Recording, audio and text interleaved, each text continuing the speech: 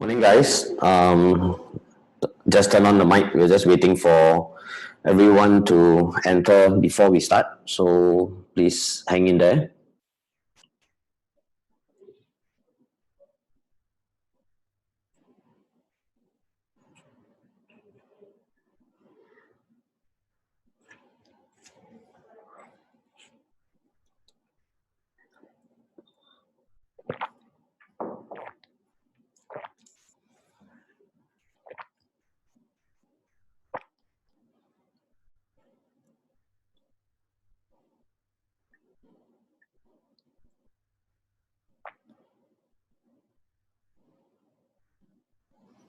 Please remember to turn off your video. I can see some of you.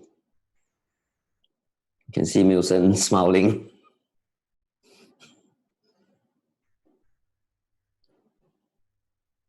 But Milson, you look good, so don't worry. You don't need to turn off your video.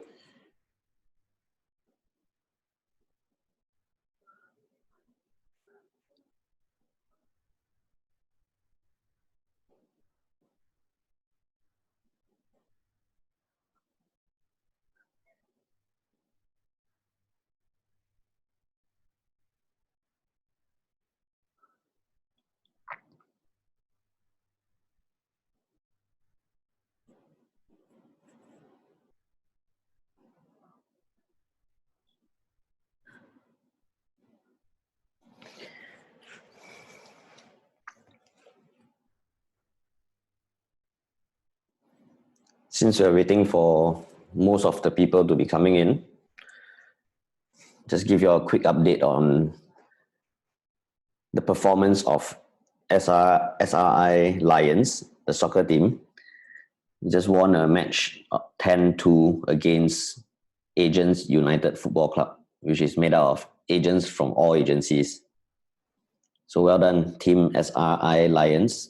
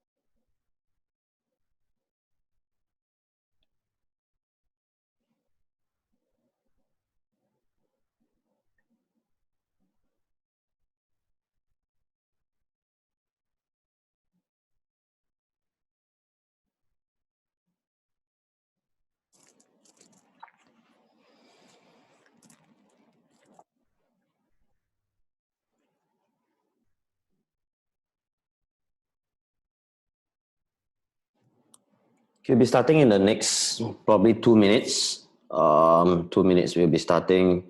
Session will take about 50 minutes to 1 hour.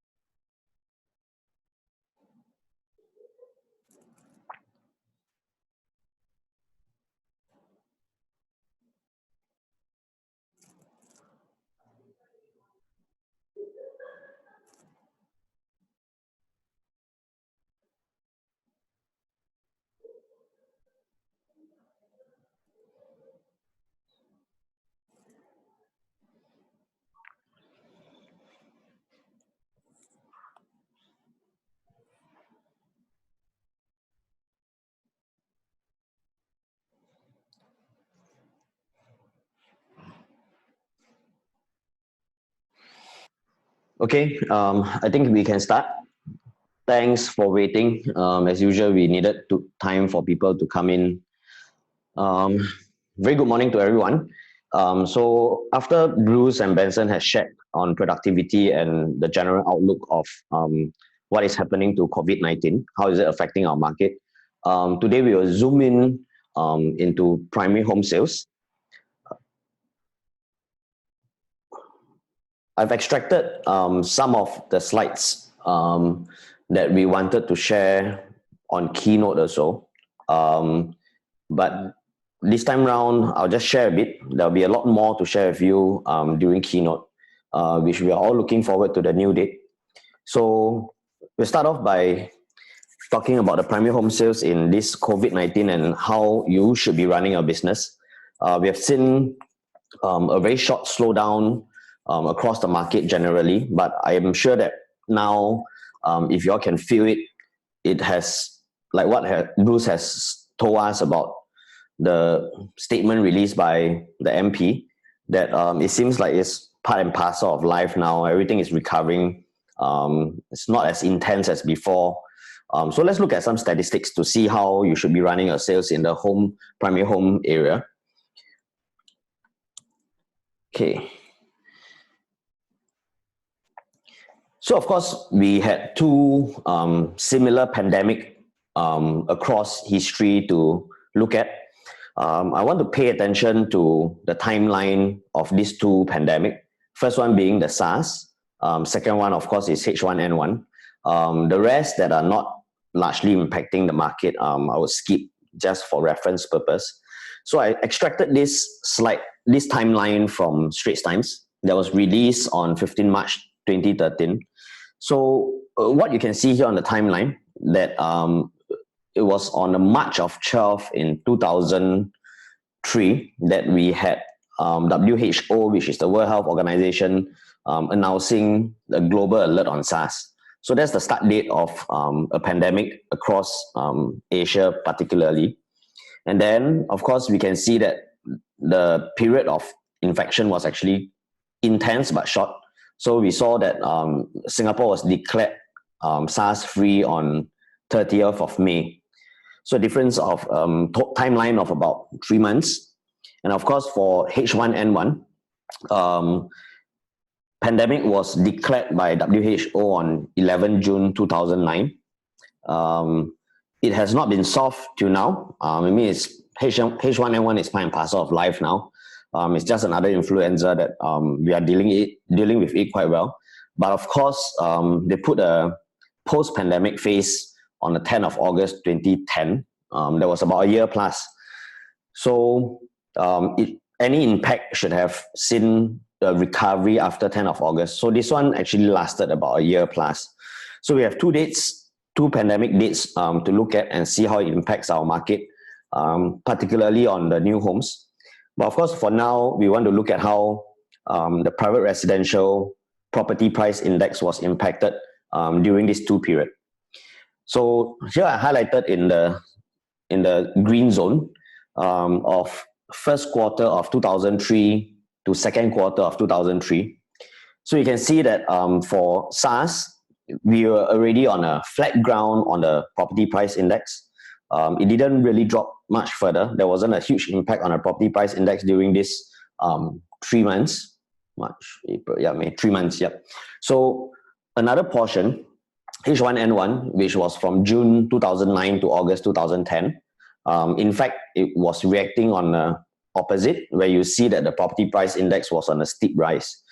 So if you look at these two pandemic, you realize that it didn't have any impact on Singapore's property price index across these two cycles. But let's look at this entire chart and see what has caused impact on the market instead.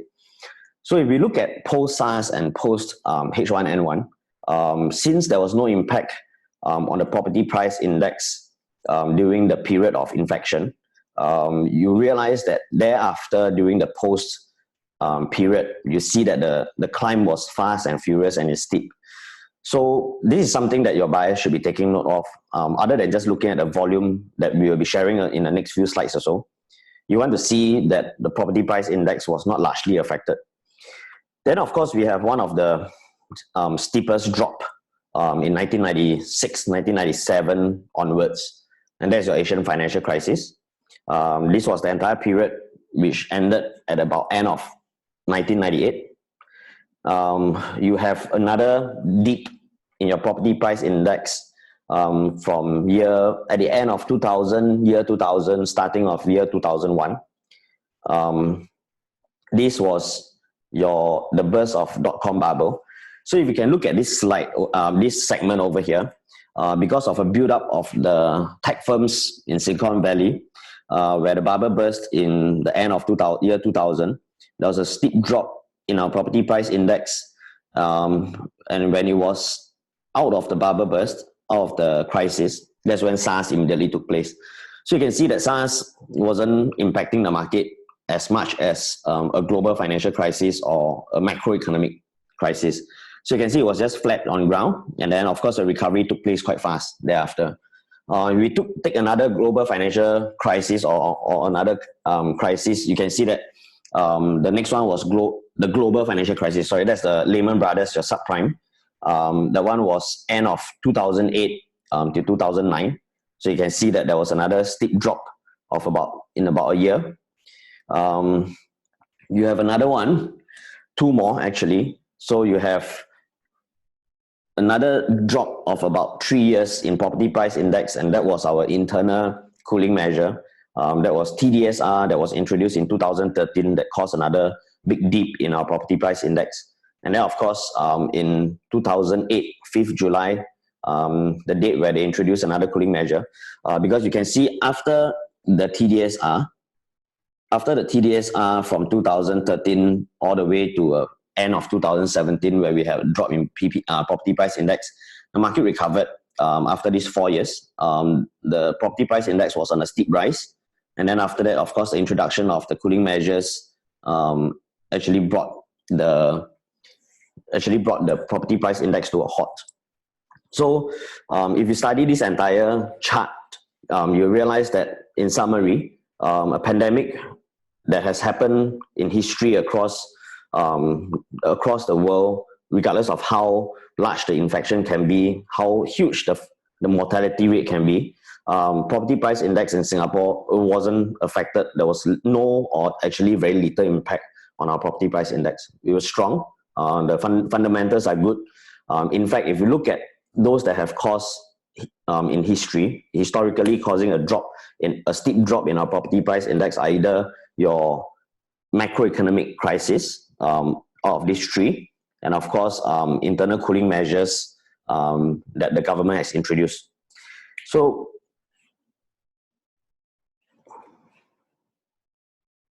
let's look at this portion, which I think Bruce shared in his slides also. Now we are looking at your transaction volume. How has the pandemic of SARS impacted the market in terms of volume? So of course, like I mentioned, SARS only took place between March to May. During these 3 months, of course, during the first announcement, it was something new to us on SARS. Of course, the infection rate was high, the mortality rate was high also. You can see that there was an immediate drop in just 1 quarter in the sales volume of your new launches. And of course, immediately in the second quarter, there was a very sharp increase back in volume. So the scare was a very short period. It really didn't impact the market much. 3 months was a very, very short period. It's just 1 quarter, and then that's it. We are back to normal. We are behaving like normal. Property price index not affected. Volume are increasing. So let's also see your resale and sub-sale transaction volume behaving on a similar trend on first quarter. Again, something new, a pandemic was announced, a very small dip in your resale and sub-sale volume. And then of course, thereafter, you can see a very sharp increase again. Market was behaving as per normal, right? Okay, so next you can see, sorry, wait.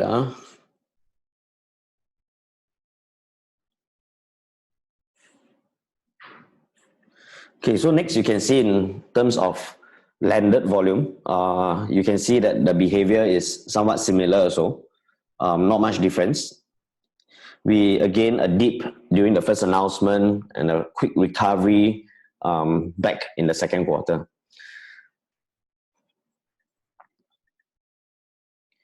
So this is the thing, when we study both property price index historically of both pandemics that are worldwide, large and scary, it didn't impact your property price index. In fact, the economic crisis and internal cooling measures impacted it even more.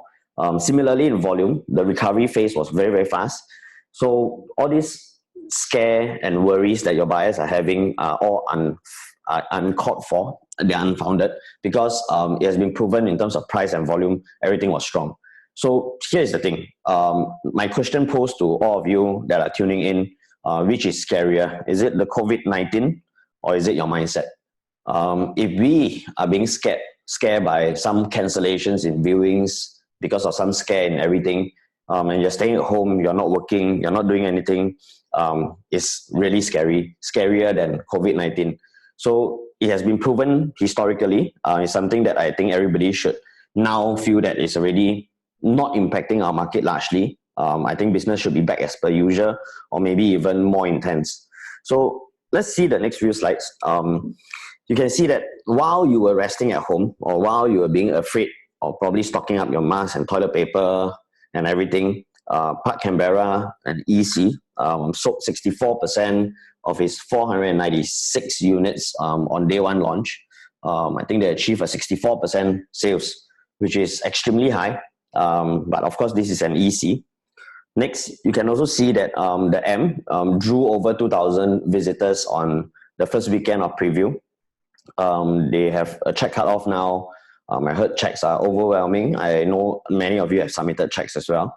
So we'll see the results of how they launch, but I believe this will be probably a good launch because of the pricing. So the pandemic scared a few people, which has made a mountain out of a molehill. So those who are not really caring about it, you can see that they're still doing their business as per usual, visiting show flats and stuff. And of course, internally, I just simply went onto Facebook and extracted some of the new home sales that was performed by our agents. So you can see even these few people has been closing during this period. There's no issues. I can pull out even more sales from our new launches. So the question is, where are you guys? Where are you guys during this period when the rest are still reaping in their commission from new home sales? I want you all to not place your focus too much on COVID-19. Of course, at the start, every day when we wake up, everybody is just interested to see whether are there any new cases, not new sales cases. You are checking whether there are any new infection that are spreading around, any new confirmed cases on COVID-19. I think that it has taken quite a bit of focus away from how we have been dealing our business. But since now, it has already been quite toned down. You don't really see any big news coming in. Everything is running as per normal. I think the recovery is very, very fast, probably even faster than SARS, which when it's so little, it took about 3 months of downtime, 3 months of drop in volume. Now, even after about 1 month plus, we see that everything is back to normal. I want you all to now remind everybody to place your focus on the correct areas and stop focusing on COVID-19. It's not going to impact you a lot. So let's look at what are the focus areas. I want to share with you some of the new homes outlook in 2020 and beyond.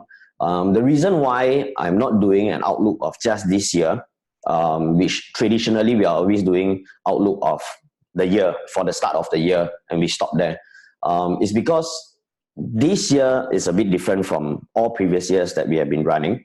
We had an intensive, probably 2.5 years, since 2017, 18, end of 2017, so 18, 19, and now we're into 2020. Because of the intensified 2 years that we had, which if you have missed all the opportunities, you still have another good 2 years to run for now, as far as like what we can see. So the reason why we are giving outlook of 2020 and beyond is because of the intensified 2 years. It's easy to predict how this year is going to run and probably even next year. So there are a few focus points that I want you to be looking at. before I go into that, let's look at some of the performance. So at the end of January, on the 23rd of January, URA released their fourth quarter 2019 statistics, which I think was important to have a look at. So this slide that you're seeing here is your private residential new sales versus resale. Of course, your purple bar being your new sale, so your resale being in a yellow bar. You can see all these years, it has been always sometimes new sales perform better, sometimes resale perform better. And then of course, during the downtime of 2014, 15 and 16, you can see that both new sale and resale volume are quite on par. Then if we move into 17 and 18, you can see that because 17 and 18 is the time where we are building up the stock in your new sale, you can see that resale is performing quite significantly higher than your new sale. But when we move into 19 last year, as we wrap up the entire 2019, you realize that your new sales volume has already exceeded your resale. So this is the question that I want to ask. If those of you have not participated in new sales or don't even bother trying last year, you are missing out more than 50% of the entire private residential sales in Singapore, which is something I feel that in this year, we are expecting probably about the same volume, about 9,000 to 10,000 new home sales in 2020 for the whole year. I mean, it's not going to be pinpoint accuracy, but that's the estimation that we are looking at. And we all know that the resale has slowed down quite a bit because there's a huge disparity in prices, of course, of all the seminars that everybody is giving across Singapore, telling people that new sale is better than resale. It's impacted the market quite a bit. So this is the question that I want to ask. In 2020, are you going to miss out another 50% of your private residential sales? Or are you going to place your gamble, your bet correctly, evenly, or maybe even focusing to grab something from the new sales segment? Because you don't want to be void of the chance of a 50% sales in the whole Singapore. And of course, this year, moving forward, we are seeing a minimum commission of brand new launches. You are seeing a minimum payout of about 2.3%. That's a norm that we see in the brand new launches. A lot of the projects are running at 3.2 to 3.7%. So easily one bedroom that you sell, an entry level one bedroom, you'll probably be looking at about 20 to 30,000. So that's something that we want you to be looking at. Huge money to be made, especially when the supply this year is high. That's the period. This is probably the last year that developers will be scared. When developers are scared, there are two things that will happen. Number one, they will price low. Either they drop in prices or they will price low. They'll start off low. Number two, they'll be paying attractive commissions. So these are two things that you should be tapping on. But then again, how long will this last? Are your buyers and yourself going to grab this opportunity during this key period? My estimation is that this period will probably last just for this year. Next year, you'll probably see a very huge difference in how the new homes market will perform. So grab this last year to milk as much as you can and prepare your funds. So let's look at the next portion. Residential rental records are quite good. We see rental contracts on the private sector increasing year on year. You had 64,000 rental contracts in 2014, and as of 2019, you can see that it has gone up to about 88,000. Forecasted in 2020 for it to be hitting about 90,000 on your private residential rental records. Of course, we all know that rental rates have been dropping, but our vacancy rate has been staying strong all this while. It's been staying strong at about 6%, which means out of 100 homes in Singapore, you have only about 6 units that will be left vacant. This explains because our rental contracts are increasing year on year. So for your buyers who are afraid of rentability and stuff for investment, that's something that they really don't need to be afraid of too much. Next, one of the key things that I mentioned in the last few seminars, which myself, I'm going to place a lot of emphasis on this. So remember the start of the slide, I was telling you about how you should be placing focus on the correct areas. And this year, one of the main important areas that you should be focusing on in your new homes, which will indirectly impact resale as well, which is you should be focusing on supply. Supply is very key. Supply is very key this year for you to monitor the market. Monitor in terms of where the demand will fall in, where the prices will start increasing, where commission will increase, and of course, mainly for purchasers, where should they buy fast? If they miss tracking the supply for this year and next year, which is the market outlook beyond 2020, they may miss a lot of opportunities. So, like I say, on my end, a lot of my research and my slides this year, the theme for me will be supply. Supply is extremely key. Okay, so before I move on, I want to give credit also to Tony, who has been helping me through even late last night on some of the data that I needed. And of course, Elizabeth for beautifying some of the slides and making the beautiful slides that you're seeing now. So I continue. We know that we had about 50 plus launches last year, and that is done and dusted. So these 50 launches are now already in our existing stock, selling pretty well. This year, the market thinks that the supply is high because we are expecting another 40 new launches. Estimated about 40 new launches. We released these slides out for you to be sharing with your clients and for you to be using it as a reference. So if you don't have it, you can ask in the group chat. We can send out again later. So what we are seeing here is that we have, you can see the clutter of launches that are coming up in your prime district of 9 and 10. And of course, 2 coming in 11. You have 2, which is where the M is located, together with Tan Quee Lan. So you can see the clutter. There are almost 50% of the launches this year, which will fall into your district 9, 10, 11, or probably in the CCR area, your core region. So this is something that I want you to guide your buyers to look beyond this, because whatever has launched last year, I consider them as existing stock. So last year, when people think that the supply is high, they want to take their time to choose, we agree. We agree with that because there was really a lot of launches, and of course, we're expecting 2020 to come in with another 40 launches. But in this year, the mindset should change. They have missed that part where they had the freedom to choose. This year will go past fast, like how it went past last year. This year's launches are something that we want to be focusing on. I pay a lot of attention to those districts that have very few launches up and coming this year. And I also want to track into next year whether there will be new supply added into these districts. If we don't have supply coming in or very little supply coming into the districts this year, and we know that next year there will be either no or limited supply coming in, then we know for sure that whatever has been launched before the existing stock is going to have to last us throughout these next 2 years. And if the stock is depleting, that's the part where your buyers who are looking in these districts have to act fast. Because if they take their time, you realize when the stock deplete, there will only be a few things that will happen. Your prices will start to increase, commission may start to drop, but I think one of the knee-jerk reaction will be increasing in prices.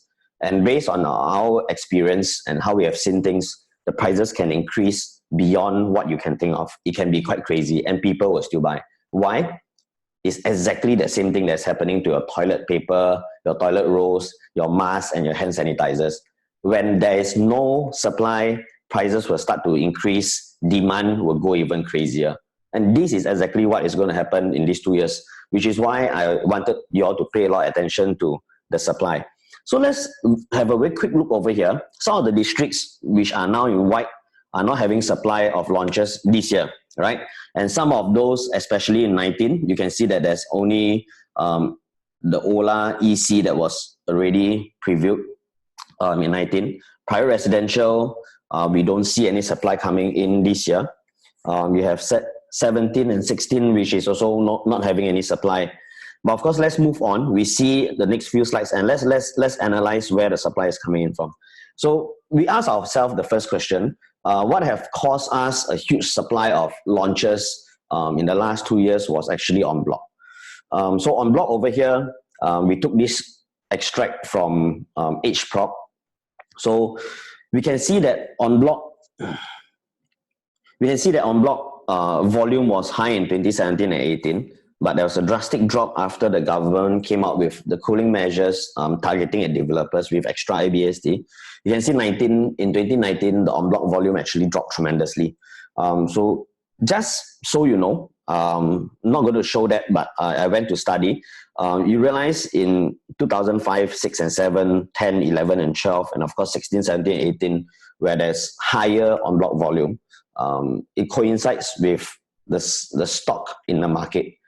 These 3 cluster of years were actually the years where we saw a very big dip in the existing stock in the market. So that's a very clear reason why developers need to replenish. So when's the next Enbloc cycle coming in? I mean, that's for everybody to guess. 5 to 7 years, you can see the separation between these years.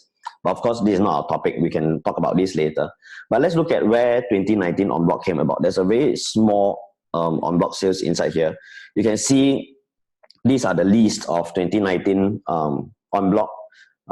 Very, very few new units will be generated from this Enbloc. You have 1, 2, 3, 4, 5, 6. So some of them being mixed D, some of them are not even used for redevelopment. But on the estimation, you have about 864 residential units coming from 2019 Enbloc. When will they be launched? If any of these are launching, they'll most likely be launching in 2020, already included in the slides earlier.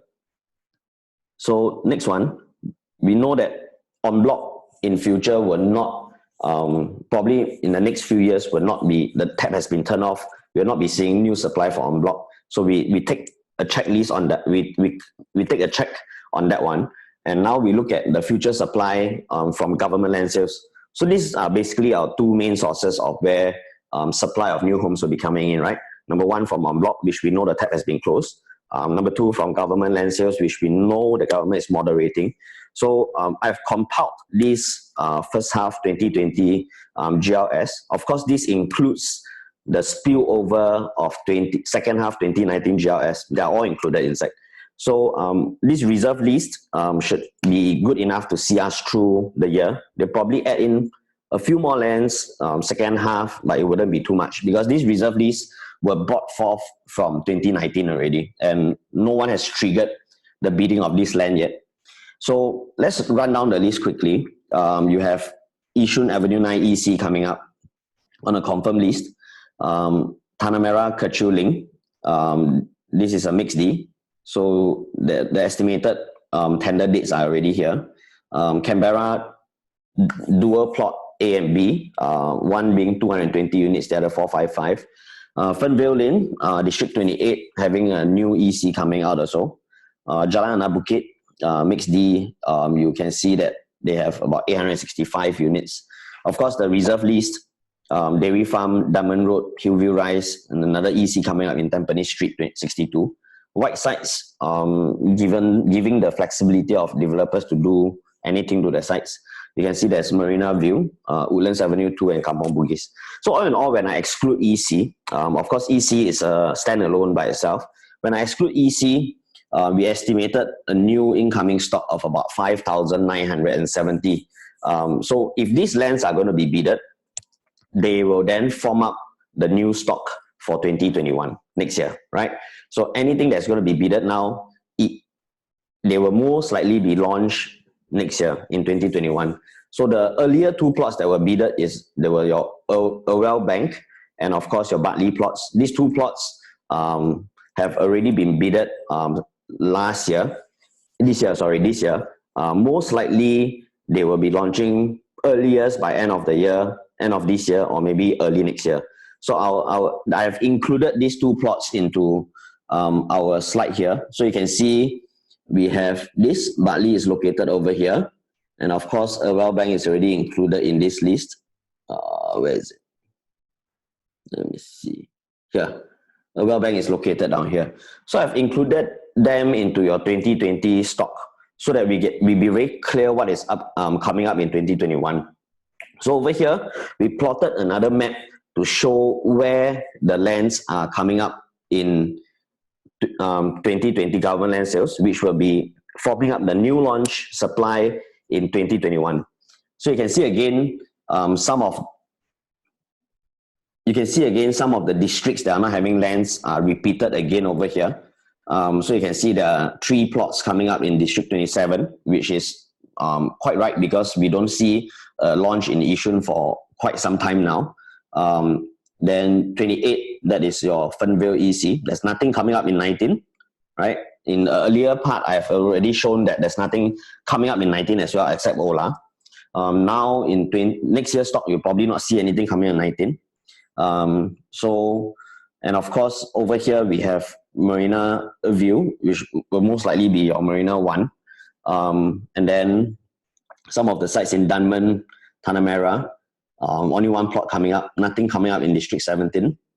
Okay, so when I combine these 2 plots, okay, later I'll combine the 2 plots to show you where are the districts that may have limited or no supply coming in at all. Okay, so now let's look at this very quickly. We know that our supply is already turned off in your Enbloc. We have limited stock coming in, about 5,970 units as of now for next year. Let's look at how the stock is looking. So we have purple bar being launched, number of units that are being launched in new sale. The orange one being sold, right? So as we run across the year, I took this volume and I did an average. We can see that the average of number of units sold on new homes is about 12,000 units per year, right? On the low year of this, we saw about 7,000 plus. 2017, we saw a spike up of about 10,000. Cooling measures came in, dip it down to about 8,000.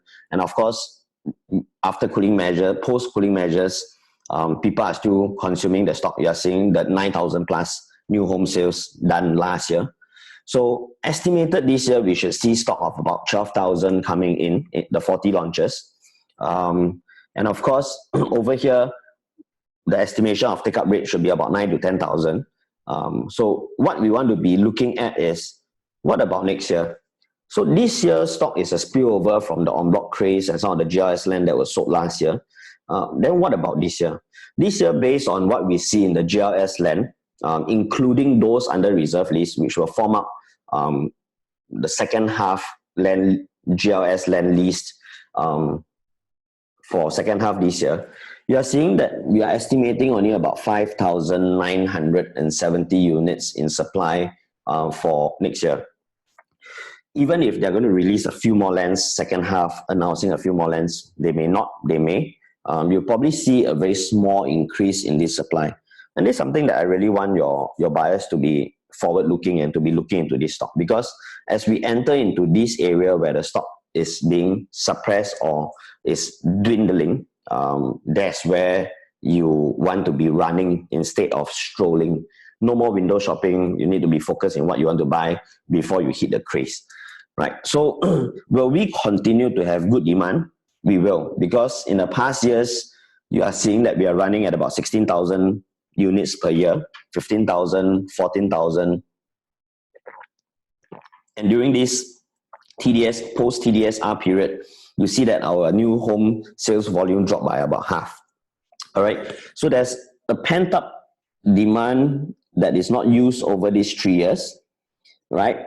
Potentially, we were trying to hit back up back to normal days, right, at about 10,000. And then, of course, the cooling measures stopped us again. It came back down.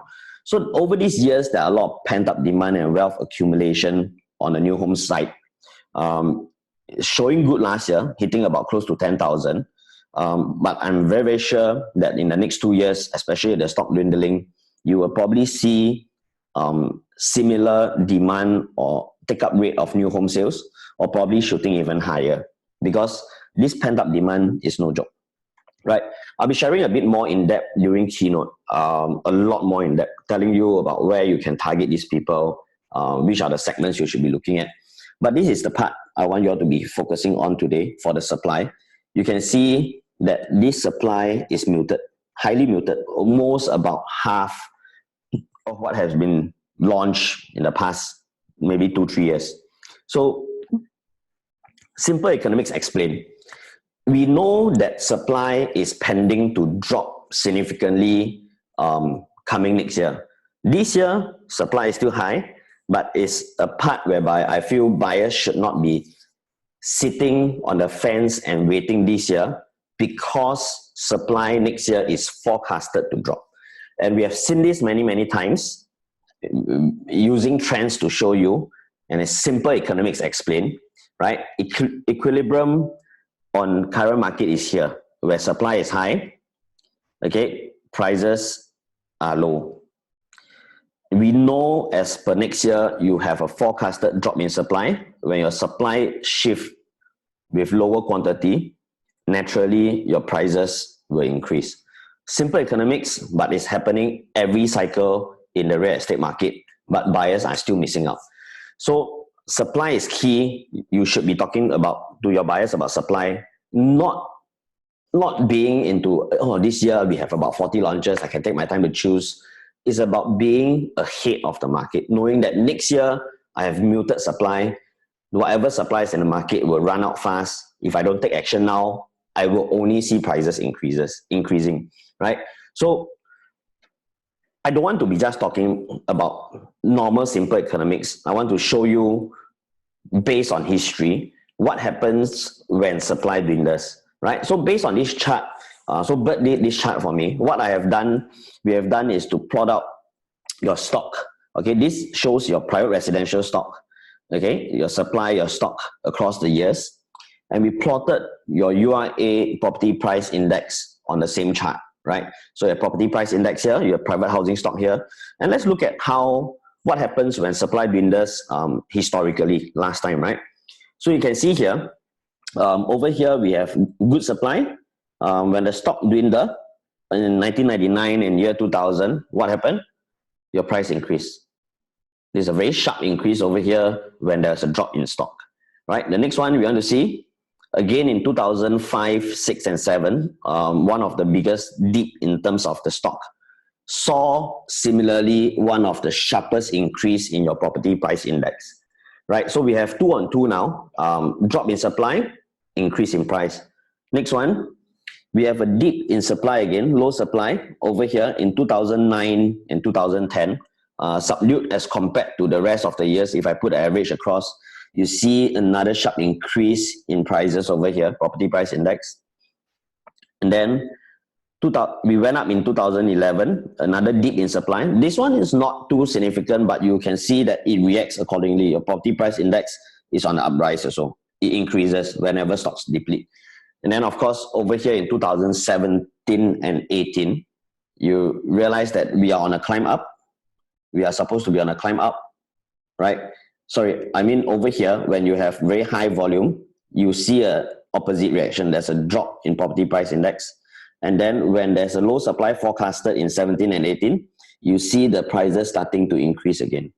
So this is history, right? This is what has been proven correct on every cycle of the market. When there's a drop in supply, your property price index will increase. And of course, the most current reminder you have, like I mentioned, are your masks, your toilet paper, your condoms, and also your hand sanitizers. Prices increase when supply drops. So this is one thing, which is why I wanted you all to place a lot of focus on supply. Telling your buyers that we have forecasted that in next year, the supply is muted. Forecasted not based on guesses, but it's based on facts and what the government has released, whether Enbloc is happening or not. We know supply will decrease and dwindle next year. And that's when your prices will increase. So for your buyers, where are they supposed to be taking action? Are they supposed to be taking action over here? Over here, when the prices start to increase, they are confirmed that there's no supply, then they start to take action? Or should they be taking action before, or 1 year before, when the supply is still high, when the prices are still low?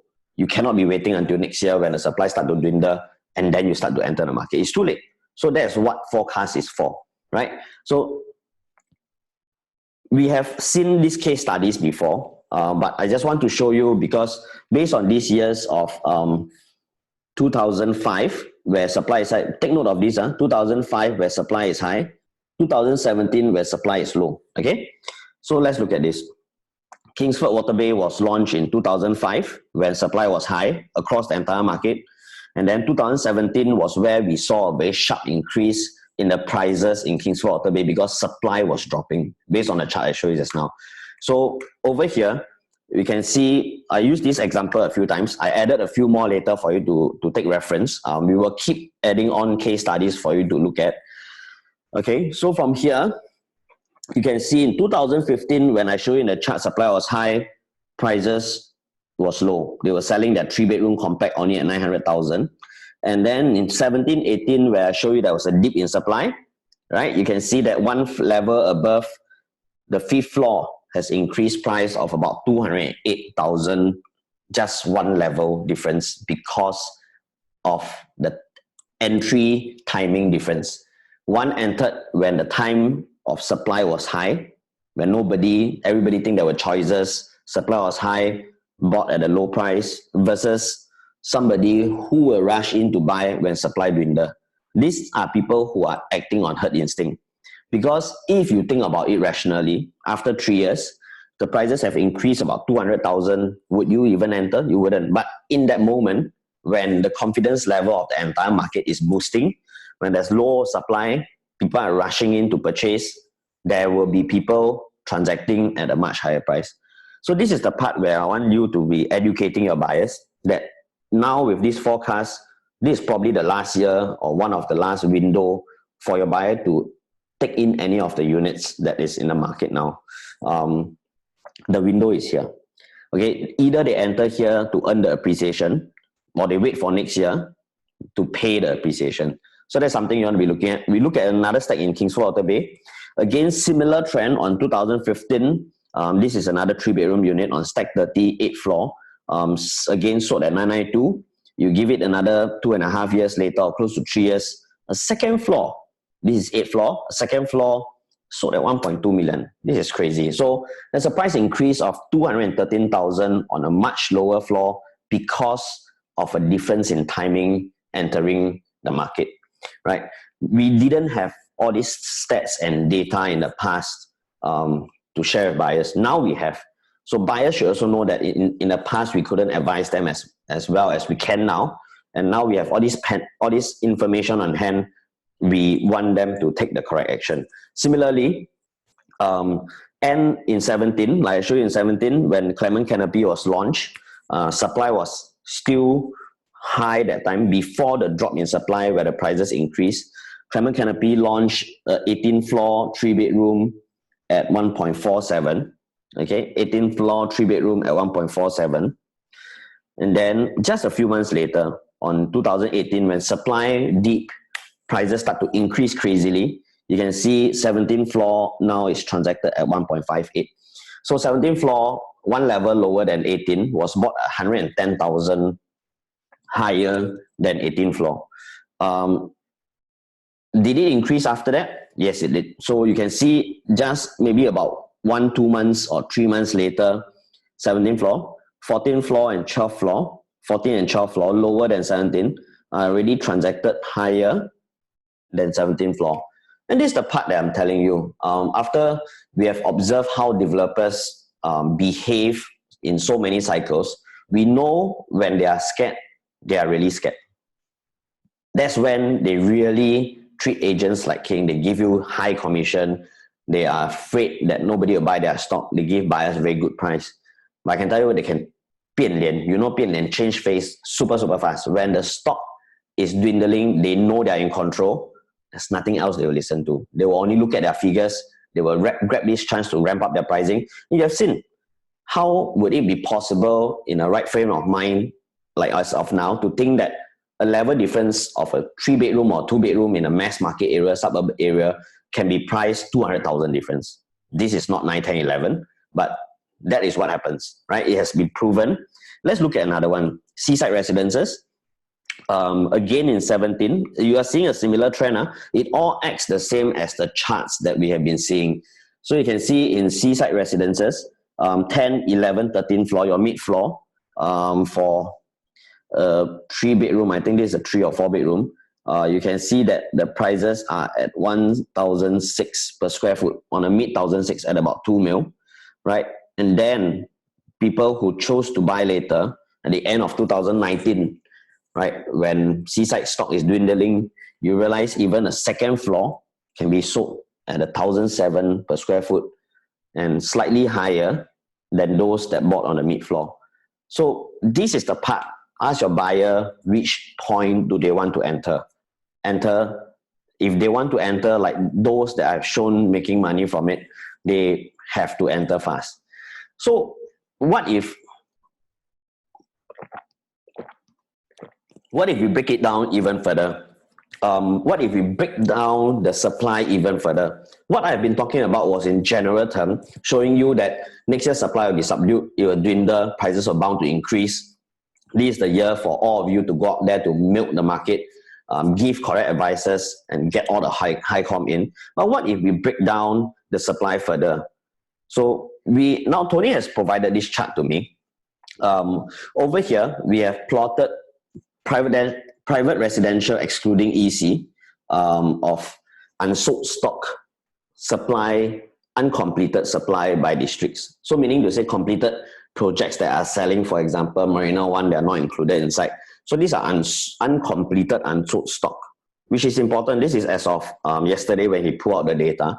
So you can see by districts, these are the number of units we have left in each district. Remember I told you that we wanted to find a common ground between what launches are coming in this year, which districts do not have launches this year, and again we match it with next year, which districts do not have land for sale this coming year, which will then become the supply for next year. So let's plot out these districts. Okay, so we plotted in District 4. There are no launches coming up this year. Very low in supply now, with 37 units left in this district. Again, in the upcoming land sales, there's nothing in District 4. There's also nothing in District 6. There's nothing coming up in District 17, right? And then, of course, there's nothing coming up in private residential except EC in District 19. And there's nothing coming up in District 20 as well. So does it mean the rest of the districts we don't have to pay attention to? We still have to, because there are some districts that have only one launch coming in. I excluded them as well. So those are having limited supply for the next 2 years. These 5 highlighted districts are those that have potentially no supply in the next 2 years, potentially. So of course, we don't know whether there will be 1 or 2 en blocs that may happen, or whether in the second half of this year, the government will release a new GLS list, which I know it will be very few. So in case they do come out, I'll use the word potentially. And then let's look at this. So what are the projects we have in this district? We have nothing in District 4. Based on the data that Tony gave me, there were 2 projects inside there which I've never heard of them before. I deleted them because I don't think they are even in the market. We have District 6 that has no supply in the next 2 years. There's your Eden Residences, Capital. District 17, you have Park Como, you have Casa Amelre. In this district that has no supply coming in the next 2 years. Of course, District 17, you also have the Jovel, but it's not marketed by us. If you want the Jovel, then I think it makes more sense for you to be entering to Park Como, right? In District 19, this one is interesting. Although in District 19, you can see that we have stock. We have about 3,000 over units of stock in District 19. But if your buyers know that there's no more supply coming in the next 2 years, except Ola EC, then they have this to choose from. You have Florence, You have Affinity, Riverfront, Parkwood Residences, and Forest Woods with limited units. So they can choose to take their time, or they can choose to enter now when the prices are low. Because as there are only 3,000 units to last for the next 2 years, your stock and supply will dwindle very, very fast. And when it starts to dwindle fast, your prices will, I can guarantee you, prices in these projects will then shoot up extremely fast, because they are all still selling at very, very low profit margin now. There's still room for a lot of growth in these districts, especially knowing that whatever is existing now can only last us for the next 2 years. Right? No new stock will be coming in. Now, of course, the next one will be District 20. If you realize, Jadescape has been the top selling project for the past 2 months now, transacting about 50 to 60 units on a monthly basis. Of course, it may be the Rolex that the top 2 prizes are won by SI agent, or it is the demand of the buyer, because if you look at this, we have about 600 units left in Jadescape. The only project that you have in 20, and of course there's no more supply coming in 20 for the next 2 years. So your buyers, if they want to go into 20, Jadescape is the only choice. So what if we break this down even further? This will allow you to have a lot of engagement topics or things to talk to your buyers about. First, you forecast the supply, show him historical proof that prices will definitely increase. He should make his decision now. And if he's looking into any of these districts, then you have even a stronger point to say, there's no supply, we track already, there's no supply coming in the next 2 years. The stock is there to stay and to sell for the next 2 years. You better grab one fast, because the prices will increase very sharply. Then again, do we only sell these 4 districts? No. The rest, like I mentioned, has very limited districts. I will expand this a bit more.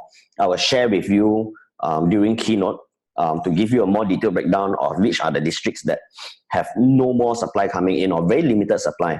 Another thing I want to bring to your attention is I want you all not to be scared or being made worried about the number of launches. Do you realize that there are a lot of launches that are in 9, 10, District 9, 10, and 11, but they are not mega launches? 9, 10, and 11, very seldom you find mega launches. They can be 20 launches in 9, 10, 11, but the 20 launches add up, the total volume may not even form up.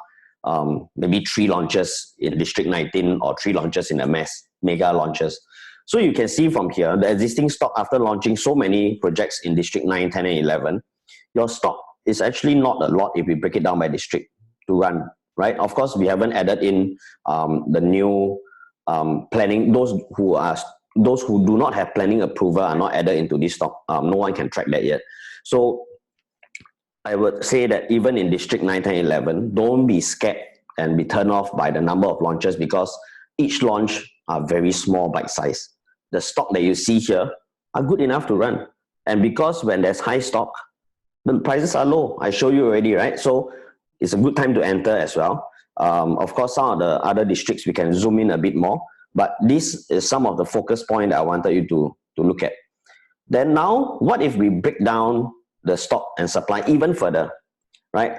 This is something that we are doing for you. We'll be sharing these slides, a more complete infographic. I mean, the project ICs are doing an excellent job. Okay, we have about 40 project ICs working at the back end from day to night just to churn out data for you to engage you first, so that after engaging you, you can use these materials to engage your clients. A lot of you are telling us that, hey, Ken, my Facebook leads come in, don't want to meet me, nothing to talk about. Do you know that every Zoom training that we are throwing out, every slides that we are sending out are used to engage you? When we engage you, these materials are for you to engage your clients. Lure them by telling them that you have a deep and in-depth analysis of how COVID-19 will impact our market, something that we should be focusing on instead of COVID-19. You should be looking into supply. Can I take just maybe an hour at your place to share with you so that you can make the correct decision? Use a different approach. I mean, that is the engagement training, which we are already ramping up to launch pretty soon, right after keynote. So while we are doing that, we are creating a lot of content for you to engage your clients. And all this can be done so fast because of your project IC's work. The 40 of them that are working on the back, giving me data as and when I want. So this is what we have done. instead of showing you supply purely just by districts, right? We show you supply on a macro level across Singapore, and how it will increase the prices. We then break it down further to show you supply by districts, that even if you have 12,000 units that are going to be launched this year, you won't be buying every district. As you know, your buyer will only aim for one district or two districts at most, because some of them buying for homestay, they only will choose this district. Investment, they will have a preference of choice.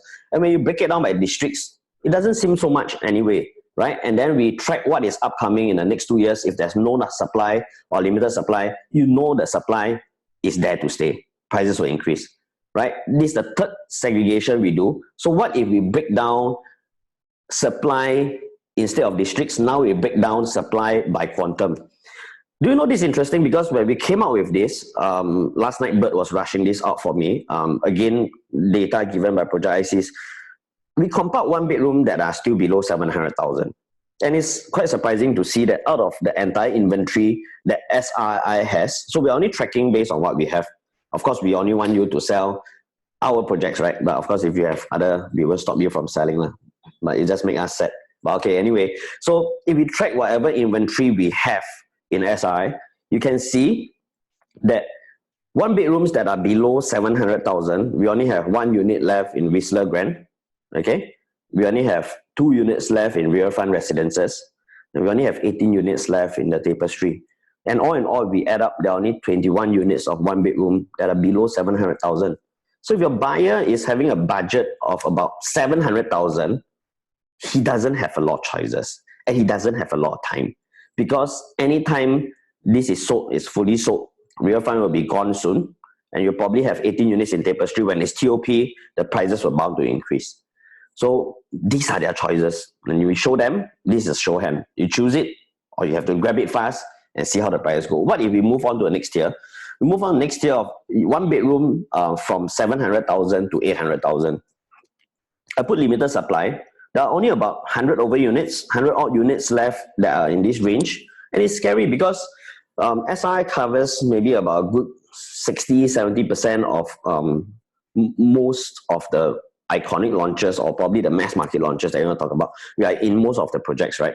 So this is across what we have in the whole of Singapore. Limited supply of one bedroom from 700 to 800,000. Which are the projects that you can go to? Whistler Grand, we only have about 30 units left that are below 800,000. Affinity, Florence, Riverfront, we only have limited of 1975 and 7 units. And that's about it. And of course, Casa Amare being a freehold, even a freehold below, ranging from 7 to 800,000 is quite a steal, right? You can see there are only 3 units left in Casa Amare, and that's all you have in all the inventory. So what does it mean? The rest of the one bedrooms will then fall above your 800,000 range, right? Okay. So what about 2 bedrooms? 2 bedrooms from 800 to 900,000. You realize last time we still have 2 bedrooms that are about 7XX. Now you can dream about it, and you can dream even further. Very soon you won't have 2 bedrooms that are below 900,000 already.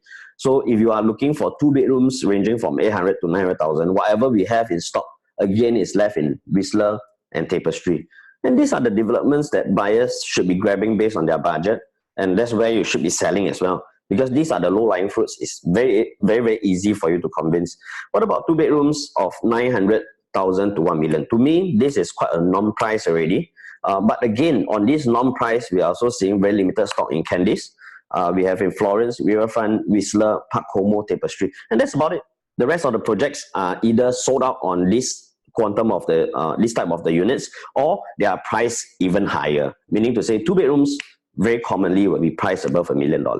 So this is what we have compiled. We have even more criteria, search criteria to share with you, so that you can interact and engage your clients with all this data, right? So wait out for us. We'll be sending all this data soon. And this is it. When the first part of your focus area should be on supply.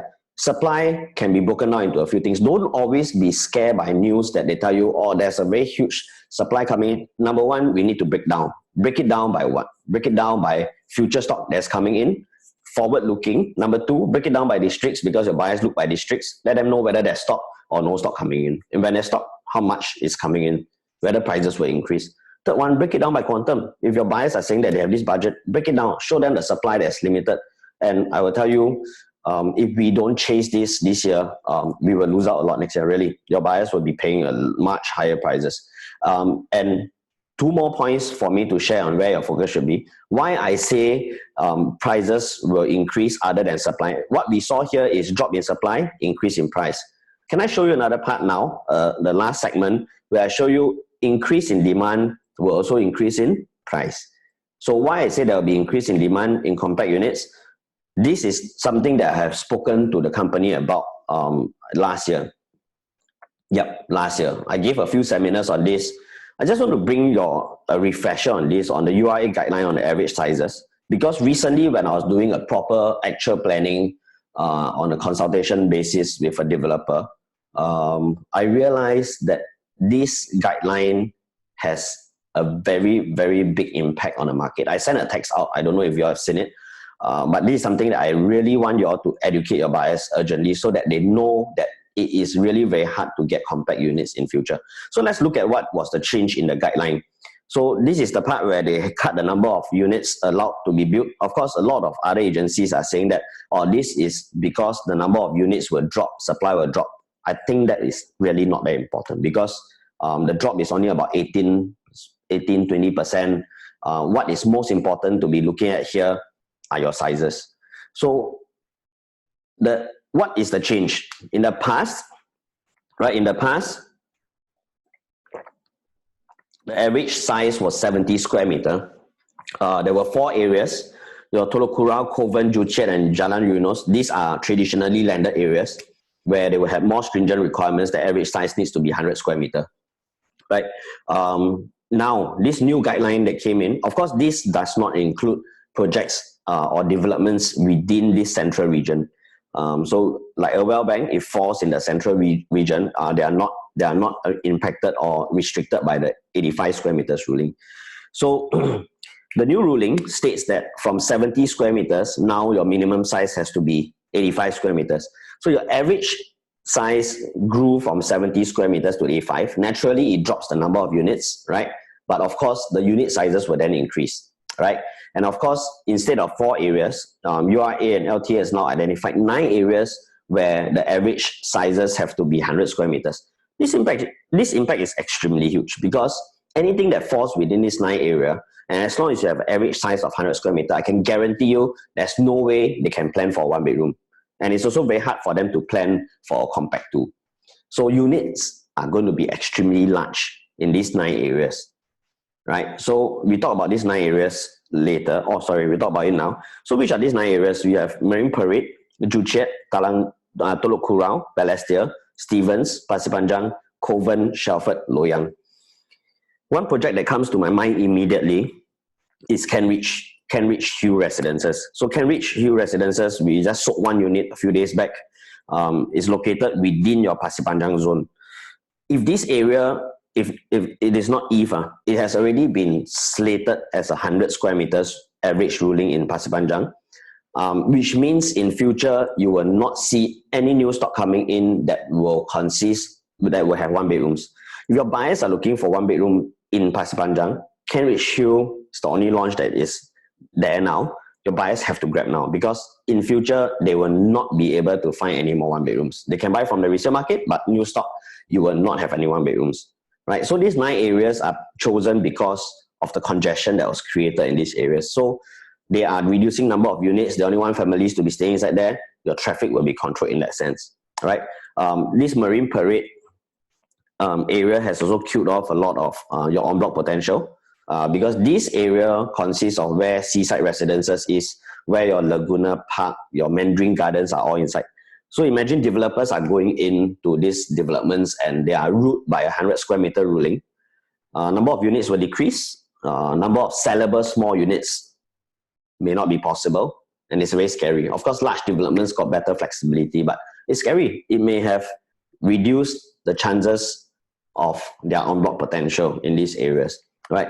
So let's look at this actual planning. This is exact slide that I have done, and this is something that I realized that it has caused a very big impact because we are planning for an upcoming development that the number of units we were told to plan was 480 units. Okay, so total of 480 units. So this planning was done based on, so to form up 100%, which is all the units that we plan for, the unit mix forms up 480 units. And the sizes that we chose are the usual sizes that you see in today's market, right? You have a one bedroom that is 474 square feet, 517 square feet, 603 square feet. These are the usual sizes that you see.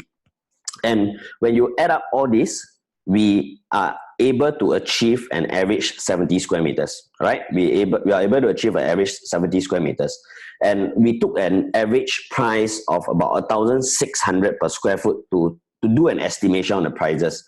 So we have prices of one bedroom from about 7xxk, one plus study about 8xx, two bedrooms below $1 million, quite reasonable. These are reasonable prices that we are seeing in today's market.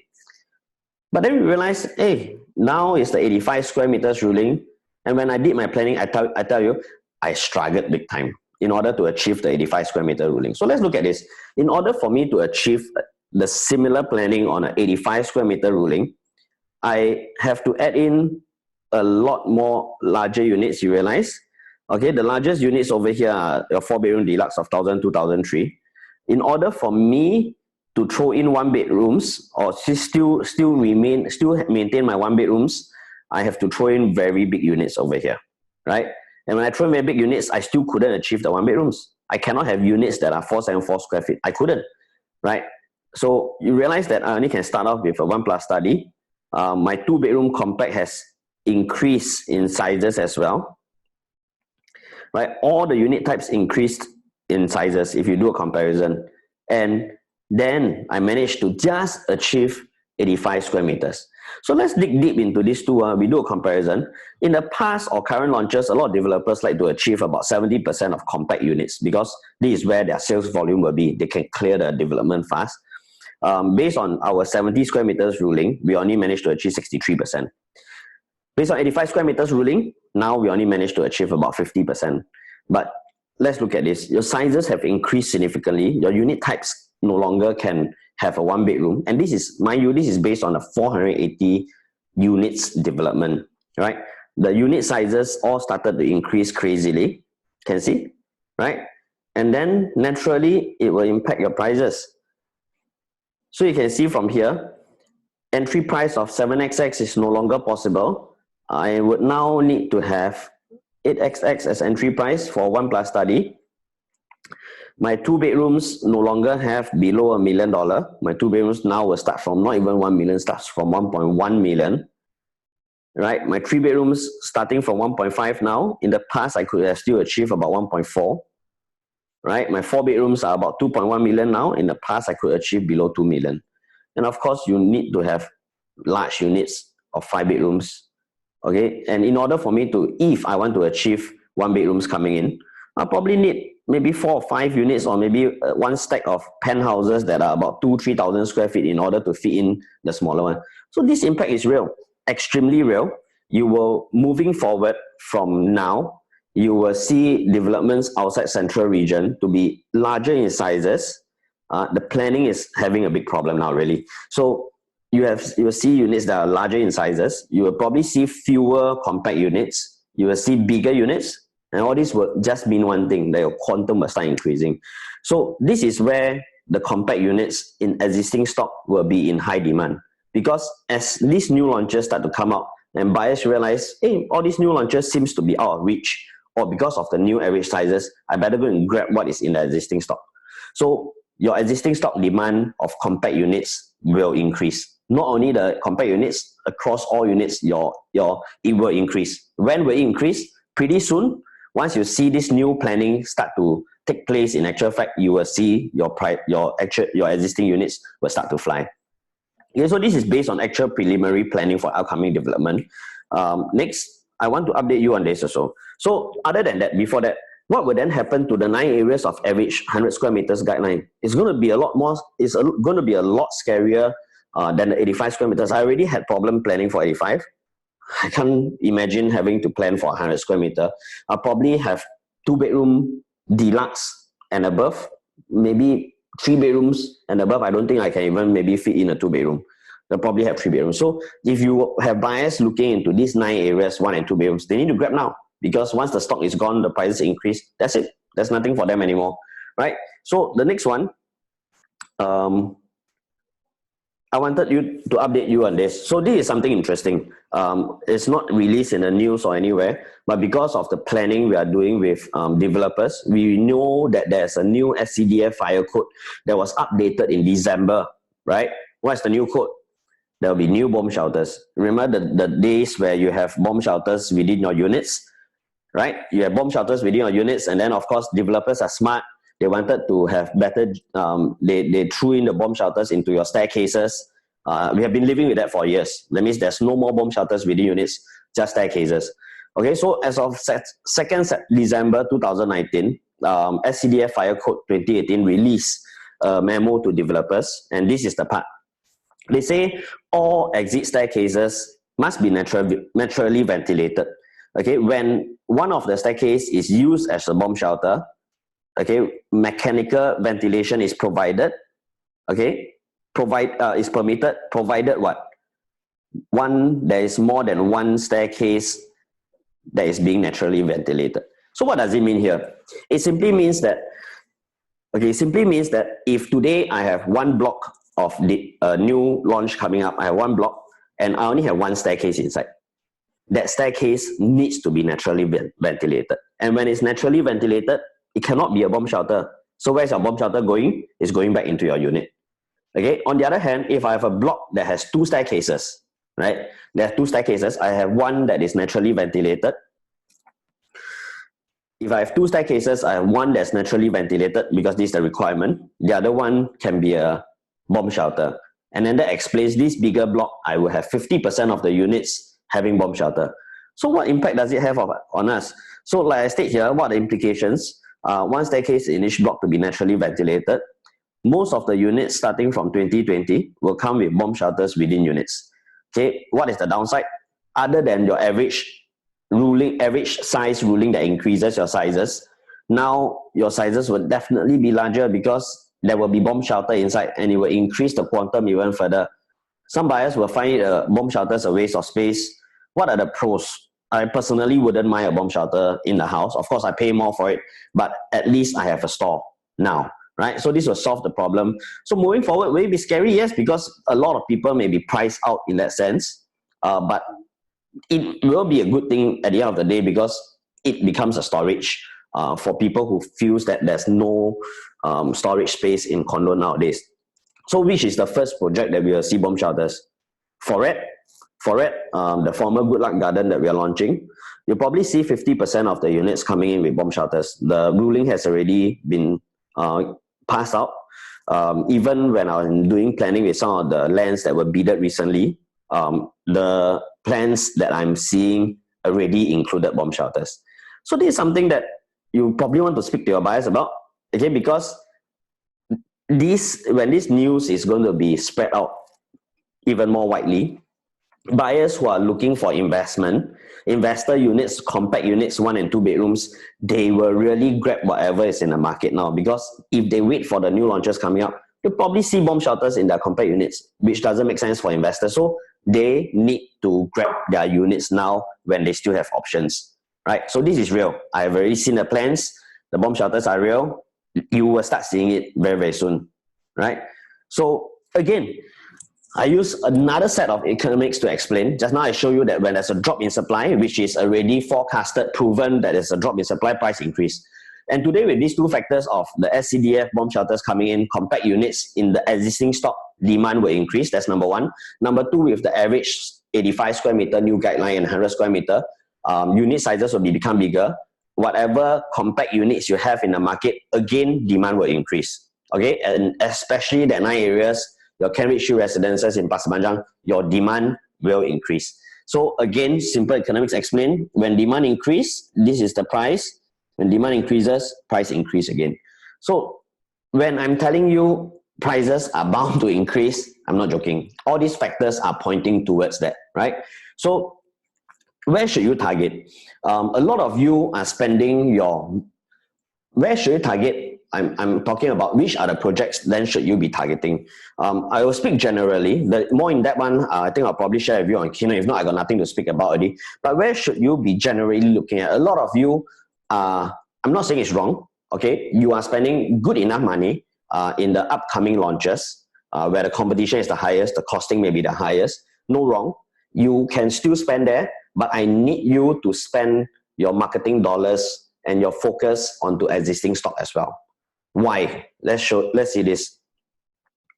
So it's good that you spread your marketing dollars correctly, because when Tony tracked for me this portion, as of the entire 2019, 50.8% of the units sold in the whole of 2019 are projects that were launched 1 year before, or maybe even 2 years, 3 years before. That means basically half of what we have sold, the 9,900 units, half of it are from projects that were launched more than 1 year ago. Okay? And then the rest will fall into 22.9% of the units are sold after the first month of launch, right? And only 26% of the units are sold within the first month of launch. It's a bit different from how we are used to last time. Last time in the market, we are seeing a first month launch, we will see about 60% sold with the stock and the supply in the market. You are seeing only a drop of 20%. And then thereafter, you see another 20%. Majority are 50%. Why are we seeing this trend? Number one, whatever that are launched before 2019 are probably priced, not probably, it's confirmed price a lot lower. That's number one.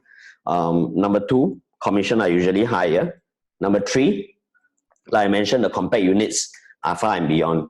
So what we are going to see in this year's trend, 2020, if we wrap it up, I'm sure if we wrap up 2020, we will see the same trend. So what you should be spending on marketing dollars is brand new launches are correct. You should still be fighting in the arena, like Forex, like copper and all this.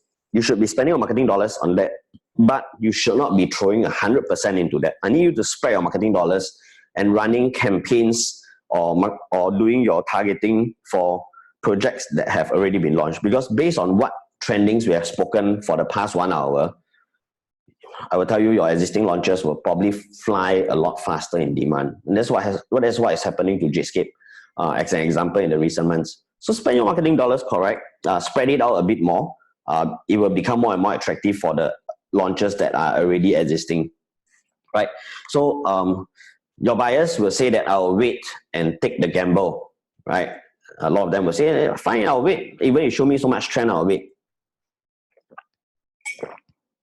But let's look at this. Are you sure you're going to wait? Okay. There are many cycles they have missed opportunity. They missed once during AFC, Asian financial crisis, when property price index was dipping low. They probably missed the second time during the burst of dot-com bubble because they were not confident. Then they missed probably during your global financial crisis. That's a short 1 year span where property price index dipped. Again, lack of confidence. Market wasn't looking good, they did not enter. And then during TDSR, this was a very long miss because this lasted for almost about 3.5 years. And people could have still missed it because they were just afraid. And this time around with COVID-19, are they going to miss again? Or you see during cooling measures, you can see that our prices were on a sharp rise. And this was another short 1 year where the cooling measure actually stopped the market a bit. And thereafter, you realize that our prices are increasing again, property price index. Did they miss this also?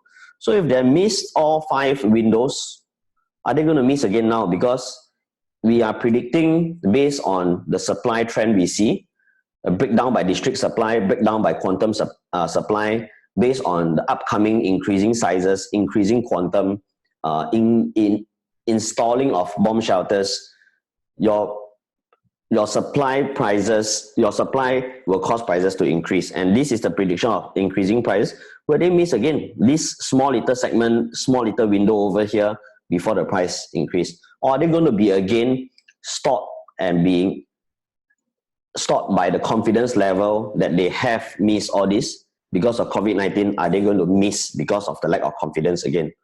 It is your job as a real estate consultant or probably SRI elite to go and give proper advice to your client and start engaging them now, letting them know that they shouldn't be missing. Because ask your client this thing, how many cycles do they have left? Each cycle that happened for the market to turn or before the price increase probably take about a good 5 years, 6 years, 7 years. How many cycles do they have left? Now we have all the data, all the proof that's placed in front of them, they need to take action. So I want to give a very quick summary before I end off. Number one, past pandemics have little or no impact on our real estate market that is fundamentally strong. Our government is strong. Our real estate market is fundamentally strong. There's little or no impact on property price index. There's little or no impact on our transaction volume. So you should not be scared. Your buyer should be still in the market. Okay, the main triggers in our real estate market are your macroeconomic factors or cooling measures. Pandemic doesn't cause any problem at all. Your weakened mindset is more lethal than COVID-19. Wrong spelling, sorry, I'll change this. Your weakened mindset is more lethal than COVID-19. If you can, wake up today and bounce back into action. I want to conduct a lot of consumer seminars to engage your clients on this. But we are pushing back or postponing our consumer seminars because of what? It's not that I'm afraid your buyers don't turn up. I'm afraid you are not working. I'm afraid that you are scared and you are staying at home and you are not working. If you can show us the confidence of you starting work aggressively like how you have done last year and not being impacted by COVID-19, I can assure you all the seminars will start rolling out. Whatever we can do, we'll start rolling out. Right? So let's do this as a company. Then of course, new home sales cover more than 50% of total private residential sales. Don't miss it again. Do not miss this portion again. Don't limit yourself to just 50% of resale. Don't miss it again. Okay, and especially when commission is high. Like I told you, average about 3-something% all the way up to about 10% easily. Right? Supply is key. Okay, so supply is key. Supply is key very critically this year and next year. Myself, I will keep focusing on this to give you the trending. But I need you to keep focusing on this. Number one, to know which direction you should be running to. Number two, to speak to your client using supply to make them know that they should purchase now. They should not be sitting on the fence. Right? I mentioned don't focus on COVID-19. Focus on the correct areas. Okay, which are the 3 correct areas? Number one, your dwindling supply in respective areas and by quantum, price sensitive. Number two, increasing unit sizes with the new URA guidelines that is very real now. We are having planning difficulties to give you compact units. Number 3, because of the bomb shelter of the new SCDF fire plan, your unit sizes will become bigger as well. Right? Your 2-bedroom compact will have a bomb shelter. Right? Can you imagine that? So that is where the existing stock must clear and will clear this year. Right? So history shows many missed opportunities. Are your buyers going to miss it again? They've missed it a lot of cycles, which is why I need you all to go reach out to your buyers and advise them now. Really, it is your duty as an agent not to hide and to start engaging your clients. If your clients are not responding from Facebook lead, use a different approach. Use engagement to talk to them. Our engagement training is coming up soon. Our keynote will be coming up soon as well.